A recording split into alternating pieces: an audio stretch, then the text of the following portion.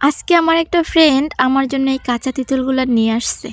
তো আগে ছোটবেলায় না কাঁচা তিঁতল পোড়াইয়া খাইতে অনেক বেশি ভাল লাগতো। তাই এই তিঁতলগুলা দেইখা আমার সেই ছোটবেলার কথা মনে পইড়া গেছে।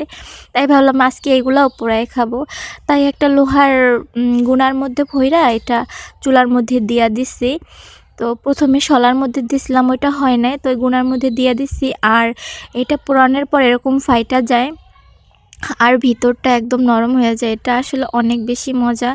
তো ভিতরটা একদম নরম হয়ে গেছে, দেখাই যাচ্ছে। তারপর আবার আমি আরেকটা নিয়ে নিছি। তো এটা মানে প্রত্যেকটা একটু ভালোভাবে পোড়ায় নিতে হবে। আর ভিতরে একদম চুলার ভিতর জ্বলন্ত চুলায় দিলে আরও ভালো হইতো, বাট এই নিভা চুলায় দিছি, এটাও ভালো হইছে। তো একটা একটা করে আমি সবগুলা নিয়ে নিছি। তারপর কিছু লবণ, মরিচ আর একটু চিনি নিয়া এগুলা মিক্স করে নিছি। কারণ এই লবণ মরিচ দিয়ার এই পোড়া বা সিদ্ধ তিঁতলগুলা, কাঁচা তিঁতলগুলা খাইতে অনেক বেশি টেস্ট। এটা যারা ছোটোবেলায় খাইছে বা কখনো খাইছে তারাই বলতে পারবে আসলে এটা যে কত মজা। তো আজকের মতো এই পর্যন্তই। আল্লাহ হাফেজ।